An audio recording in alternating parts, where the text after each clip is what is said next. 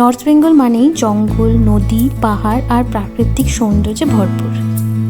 আমরা আজ বেরিয়ে পড়লাম এমনই একটি জায়গায় যেখানে চারিদিকে বড় বড় পাইন গাছ, কাঞ্চনজঙ্ঘার সাদা চূড়া, আঁকাবাঁকা রাস্তা, আমাদের সকলেরই প্রিয় lava.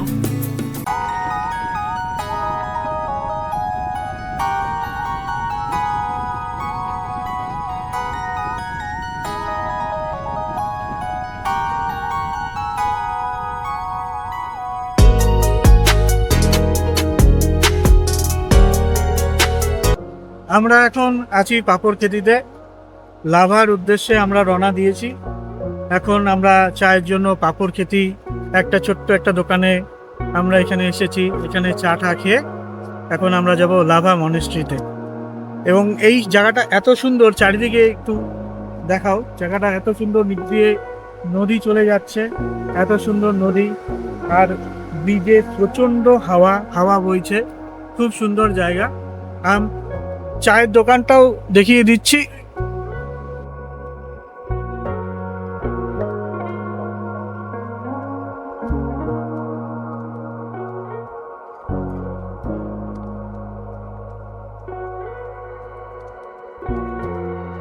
Say hi. Hi. Rio. Hi. এই অতনু, আমাদের হিরো ববি ওয়াল্টার, নাও ইনচার্জ, পাহাড়ের ইনচার্জ।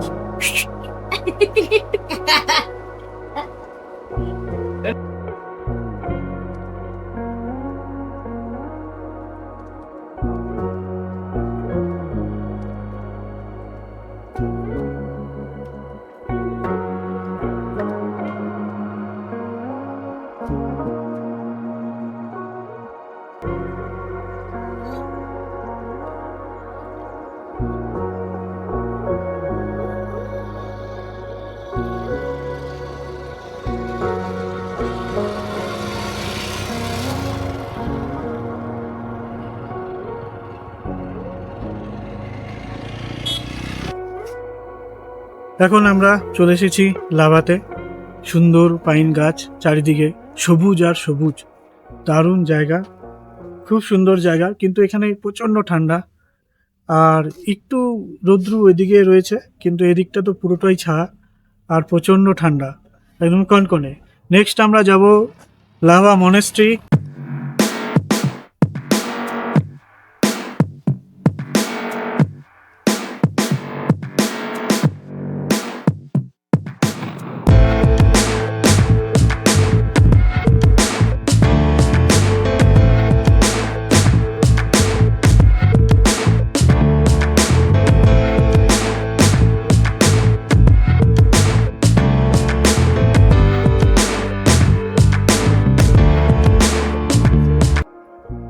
কি অসাধারণ জায়গা, কি দৃশ্য! জানি না ক্যামেরায় কতটা আসছে, কিন্তু বাস্তবে দারুণ। মানে এর থেকে ভালো কিছু হতে পারে না। এটা হচ্ছে লাভা মনেস্ট্রি যাওয়ার রাস্তাটা। এই রাস্তা দিয়েই মনেস্ট্রি যায়।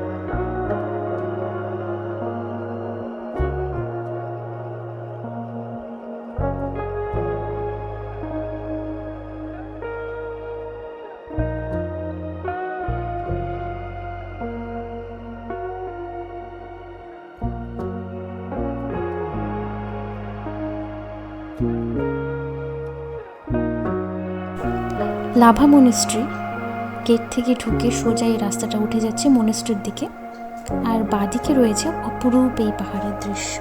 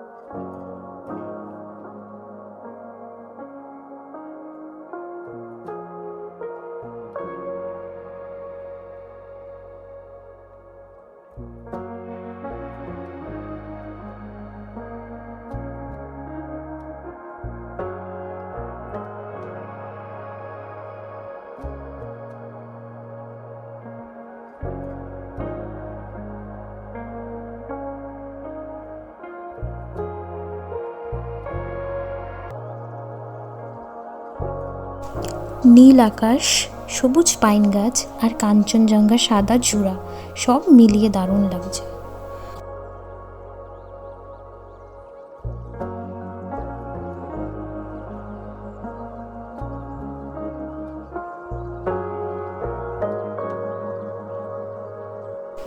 এই মনিস্ট্রিটি রয়েছে ৭,০০০ ফিট উচ্চতায়। এর নির্মাণ হয় 1987 সালে আর অফিসিয়ালি ওপেনিং হয় 6 জুন 1990।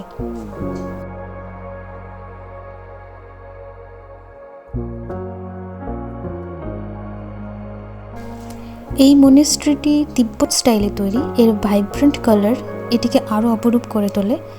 ভিতরে অনেকটা জায়গা জুড়ে সুন্দর বসার বেঞ্চ আছে। এখান থেকে কাঞ্চনজঙ্ঘার সাদা চূড়াটি যেন আরও কাছে চলে আসে।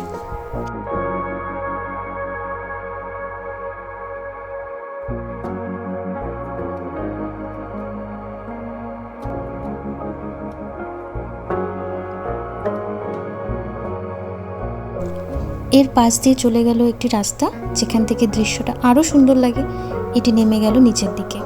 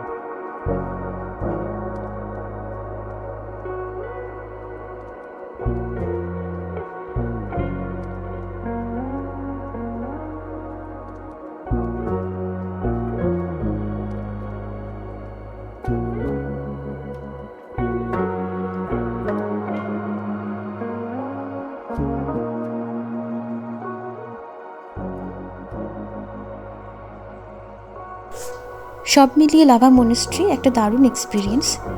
আমরা কম বেশি সবাই এখানে এসেছি। যারা এখনও আসোনি তারা একবার আসতে পারো, খুব ভালো লাগবে।